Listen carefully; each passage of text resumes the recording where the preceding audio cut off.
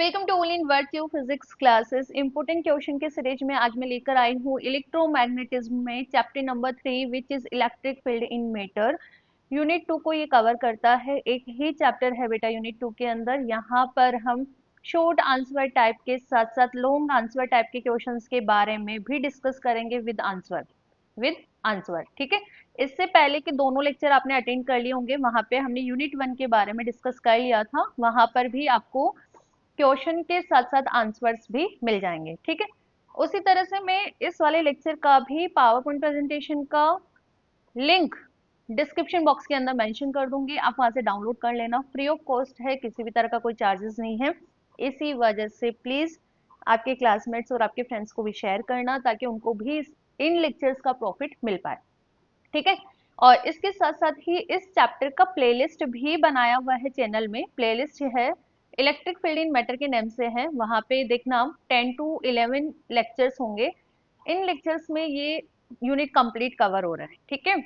तो स्किप नहीं करके जाना है। एक ही चैप्टर है, यूनिट 2 को कवर कर रहा है, तो मैं रिपीट कर रही हूँ बेटा कि इस चैप्टर को आपको करके ही जाना है। अच्छे मार्क्स या अच्छे क्या बोलते हैं मार्क्स स्कोर करने का आपके पास यहाँ पे अच्छा मौका है, ठीक है ना।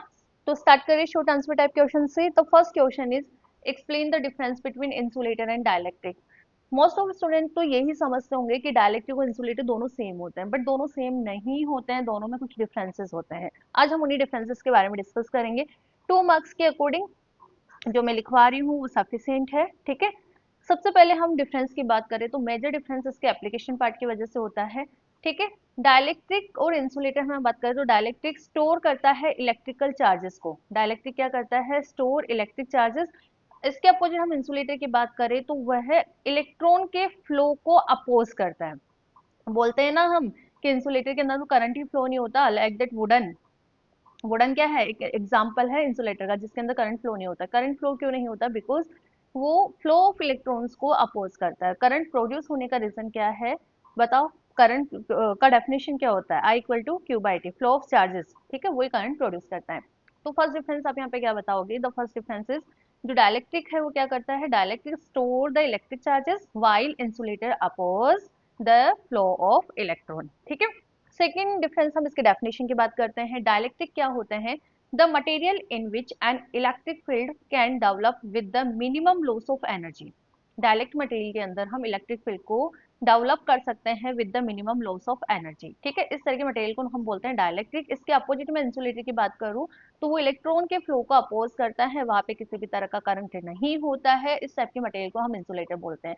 The substance which have low conductivity, ठीक है, and which create obstruction in the flow of current, this is known as insulator। I hope so ये भी इजी है। सेकेंड बेटा हम डिफरेंस की बात करें पोलराइज, तो जो डाइलेक्ट्रिक मटेरियल होते हैं वो इलेक्ट्रिक फील्ड के अंदर पोलराइज हो जाते हैं, बट इंसुलेटर की बात करें तो वो पोलराइज नहीं होंगे, ठीक है, क्योंकि इलेक्ट्रिक हम बात करें इलेक्ट्रॉन के फ्लो का, वहां पे किसी भी तरह का रिप्रेजेंटेशन नहीं है बिकॉज ये फ्लो ऑफ इलेक्ट्रॉन को अपोज करता है, ठीक है। डाइलेक्ट्रिक के अंदर बॉन्ड की हम बात करें तो वीकली बॉन्डेड होते हैं एज कंपेयर टू इंसुलेटर। और इंसुलेटर की हम बात करें तो उसमें स्ट्रॉन्ग कोवलेंट बॉन्ड होता है। डाइलेक्ट्रिक कांस्टेंट डाइलेक्ट्रिक्स का हाई होता है और इंसुलेटर का लो होता है, ठीक है। तो ये पार्ट टू डिफरेंसेस समझ आ गए। फर्स्ट डिफरेंस तो क्या है? जो डाइलेक्ट्रिक है वो इलेक्ट्रिक, बताओ, इलेक्ट्रिक फील्ड को स्टोर करता है with the minimum loss of energy, ठीक है। और इंसुलेटर के अंदर बताओ इंसुलेटर फ्लो इलेक्ट्रॉन फ्लो को अपोज करता है। डेफिनेशन समझ आ गई ना? इलेक्ट्रिक फील्ड को ये स्टोर करता है, ठीक है। और डाइलेक्ट्रिक के अंदर वो ही कि it oppose motion of flow of electrons.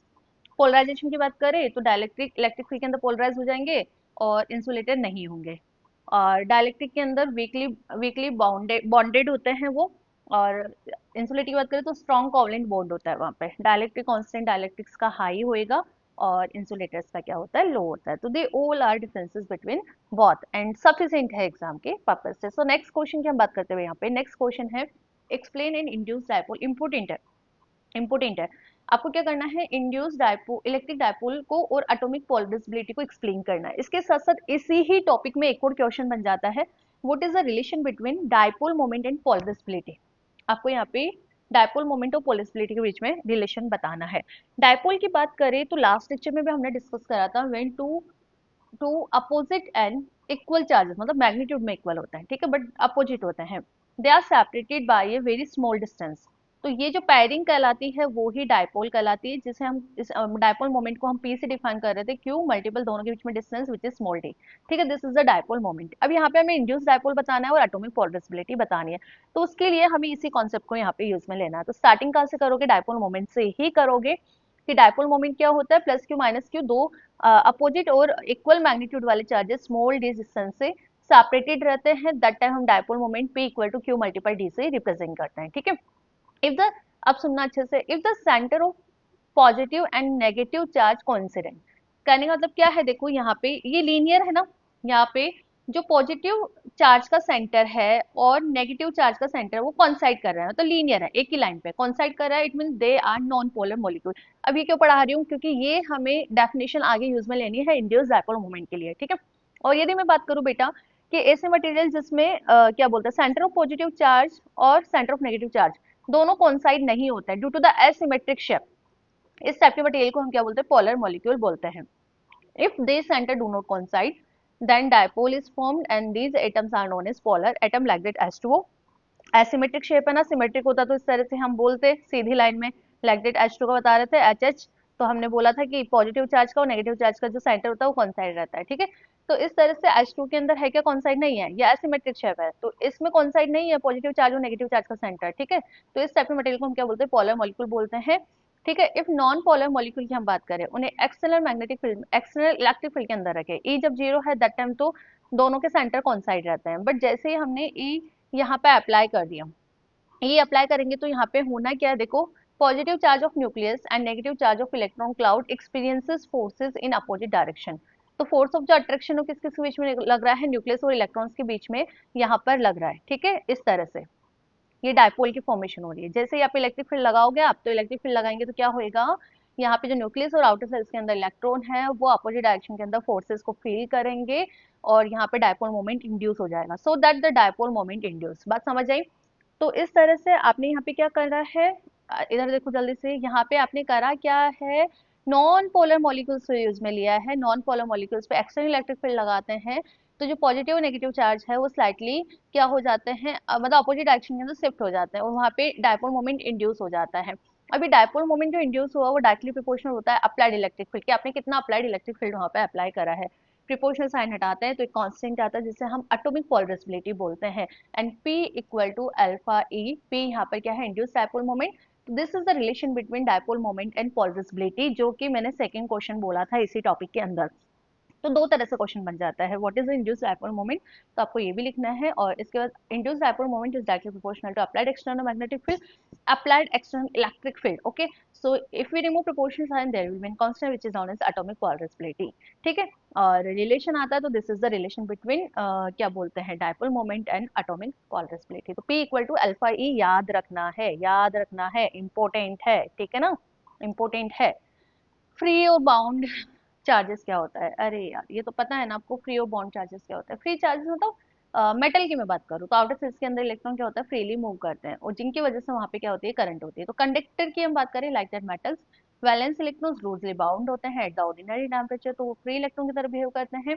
So free to move at the conductor of the surface, और इन्हें ही हम क्या बोलते हैं, free electron, they are responsible for the current in the conductor, ठीक है। This is a simple definition. अब जैसे आप इसको बैटरी से कनेक्ट कर दोगे, इस मेटल को, पहले तो E equal to zero that time तो कंडीशन है, बट जैसे हमने इसको बैटरी से कनेक्ट कर दिया तो यहाँ पे होना क्या है, जो फ्री इलेक्ट्रॉन्स है वो फोर्स एक्सपीरियंसेस करेंगे, तो जो इलेक्ट्रॉन है वो बैटरी के पॉजिटिव चार्ज की तरफ फ्लो करेंगे, ठीक है। तो यहाँ पे ये भी मेंशन करा है हमने, when the battery is connected, यहाँ पे हमने बैटरी कनेक्ट कर दी, ठीक है। तो free electron experiences force toward the positive terminal and flow of current due to the drifting of free positive and negative ions, and current is produced by the free electron in holes। इसके opposite हम bound charges की बात करें तो insulator की बात कर लेते हैं। इंसुलेटर के अंदर जो वैलेंस इलेक्ट्रॉन्स होते हैं वो स्ट्रांगली बाउंड होते हैं, स्ट्रांगली मतलब बंधे हुए होते हैं, ठीक है। तो वहां पे फ्री इलेक्ट्रॉन है क्या, नहीं है, तो मतलब लैक ऑफ चार्जेस है। अब चार्जेस नहीं है तो फिर करंट भी नहीं होगा, so current does not flow. But in the presence of electric field, जैसे आप इलेक्ट्रिक फील्ड यहाँ पे अप्लाई कर दोगे तो होगा क्या, यहाँ पे पॉजिटिव और negative charge distribution are affected, but वो बाउंड ही रहेंगे, ठीक है। अफेक्टेड हो रहा है बट बाउंड ही रहेंगे, ठीक है। So positive charges displaced in the direction of electric field or negative charges opposite to the field. In material, positive and negative charges neutralize to each other, but in the opposite surface, equal or opposite charges appears, and these induced charges are called bound charges. I hope so ये समझ आया होगा. Next देखो, आपको यहाँ पे determine करना है डाइलेक्ट्रिक कांस्टेंट कई बार रिपीट हुआ है राजस्थान यूनिवर्सिटी में, और ससेप्टिबिलिटी ऑफ डायमंड, और आपको यहाँ पे परमिटिविटी गिवन है 1.416, ठीक है, इंटू 10 की पावर माइनस का 10. ओके, अच्छा क्वेश्चन है. तो डायलेक्ट्रिक कांस्टेंट की डेफिनेशन यूज में ले लो. बेसिकली यहाँ पर हमें यूज में लेना है relation of epsilon R and susceptibility. कैसे यूज में लेंगे, पहले डायलेक्ट्रिक कांस्टेंट निकालो. Epsilon upon epsilon naught, epsilon की वैल्यू गिवन है, एप्सिलॉन नोट 8.85 इंटू 10 की पावर माइनस का 12 होता है. वैल्यू हमने पुट करी, वैल्यू कितनी आ रही है, 16 आ रही है. ठीक है, एप्सिलॉन आर कितना होता है, 1 प्लस जाई. एप्सिलॉन आर आपने कैलकुलेट कर लिया, तो जाई कितना आया मेरे पास, जाई आया मेरे पास एप्सिलॉन आर माइनस 1. तो 16 माइनस 1 मतलब 15. तो this is the value of susceptibility. ठीक है, तो है ना छोटा सा कॉन्सेप्ट. नेक्स्ट क्वेश्चन है, what are the polar and non polar molecule give. अरे अभी पढ़ा हमने. जब हम बात करें कि मॉलिक्यूल्स में पॉजिटिव चार्ज का सेंटर और नेगेटिव चार्ज का सेंटर कौन साइड हो, दोनों का क्या बोलते हैं, जो सेंटर है पॉजिटिव चार्ज का सेंटर और नेगेटिव चार्ज का सेंटर कौन साइड है, दैट टाइम आप क्या बोलोगे, दे आर, बताओ, नॉन पोलर मॉलिक्यूल.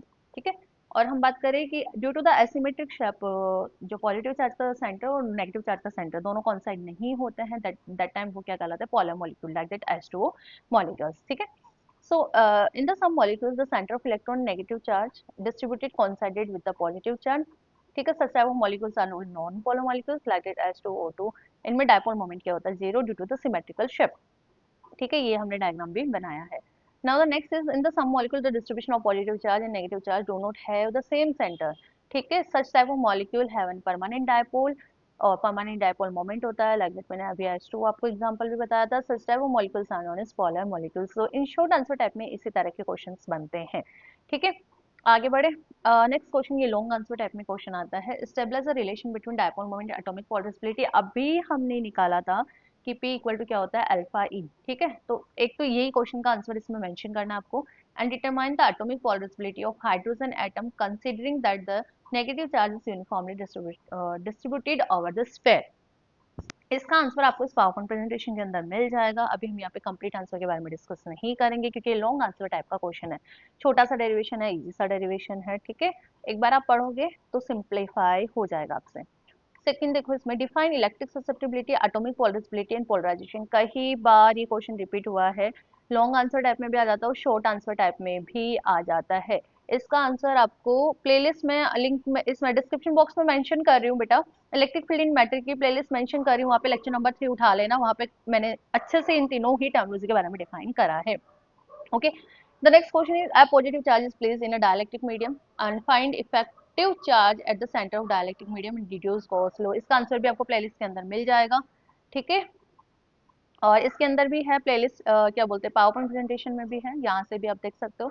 और एक्सप्लेनेशन आपको प्लेलिस्ट के अंदर मिल जाएगा, इलेक्ट्रिक फील्ड इन मैटर. ठीक है ना, टॉपिक देख लेना आप वहाँ पे. Next next next next next next next आ जाते हैं हम नेक्स्ट क्वेश्चन पे, previous year question. Okay, the determine the electric field inside the polarized dielectric एनहांस्ड डेराइव गोस टू. अगेन वही क्वेश्चन है, मिल जाएगा इसका आंसर भी आपको प्लेलिस्ट में जाना. ठीक है ना, लॉन्ग आंसर टाइप के बारे में डिस्कस नहीं करवा रही हूँ मैं यहाँ पे. ठीक है, क्योंकि इनके सभी के लेक्चर आपको प्लेलिस्ट में मिल जाएंगे. This is an most most important, मतलब very most. Why, because closest Mossotti से आता ही आता है, कई बार क्वेश्चन आया हुआ है. ठीक है, इंपॉर्टेंट है, स्किप नहीं करके जाना है. इसका भी लेक्चर आपको प्लेलिस्ट के अंदर मिल जाएगा. ठीक है, तो derive the relation between electrical susceptibility and atomic polarizability और the Clausius Mossotti relation and discuss the limiting. अब सुनना, क्लोजेस्ट मोसोटी रिलेशन है क्या, the relation between electric susceptibility and atomic polarizability. इसे ही हम क्लोजेस्ट मोसोटी बोलते हैं. तो केवल ये रिलेशन पूछे तब भी आपको कंफ्यूज नहीं होना है. आपको समझ आना चाहिए, जहाँ पे इलेक्ट्रिकल ससेप्टिबिलिटी और एटॉमिक पॉलराइजेबिलिटी के बीच में रिलेशन पूछ रहा है, मतलब वहाँ पे क्लोजेस्ट मोसोटी ही आपको सिंप्लीफाई करना है. ठीक है, derive Clausius Mossotti equation for a dielectric medium. तो इसका आंसर वैसे मैंने इसमें मेंशन करा है, देख लेना. A condenser is filled with an dielectric medium with dielectric constant is epsilon r, and then it is kept in electric field of intensity E due to which its polarization P stabilize the following relation. आपको ये दोनों relation वहाँ पे stabilise करने हैं। इसका answer आपको lecture number 4 playlist है इलेक्ट्रिक फील्ड एंड मैटर, मैंने मेंशन कर रखा है। और इसके बारे में तो हम बात कर चुके हैं ना, atomic polarisability, electric susceptibility and electric displacement, lecture number 3 आपको मिल जाएगा प्लेलिस्ट के अंदर, ठीक है। नेक्स्ट देखो, prove that the potential, yes yes yes yes, it's an lecture number 1, lecture number 1 है ये, जहां पर हम मोनोपोल, डाइपोल, क्वाड्रापोल निकालते हैं। तो basically question prove that the, दो तीन तरह से क्वेश्चन आ जाता है ना, prove that the potential due to a system of point charges at external point is the sum of potential developed due to the monopole, dipole and quadrupole। Lecture number 1 है, करके ही जाना है, करके ही जाना है, ध्यान रखना, ठीक है। न्यूमेरिकल्स की हम बात करें तो न्यूमेरिकल नंबर 1 8 9 10 12 15 और 21 CBH पब्लिकेशन है बेटा, ठीक है। तो ये न्यूमेरिकल्स आपको सिंप्लीफाई करके जाना है, ठीक है। तो इस यूनिट थर्ड में करके चल जाओ, इतना सफिशिएंट है, अच्छे मार्क्स आ जाएंगे। मिलते हैं नेक्स्ट लेक्चर में एक नए टॉपिक के साथ। Thank you.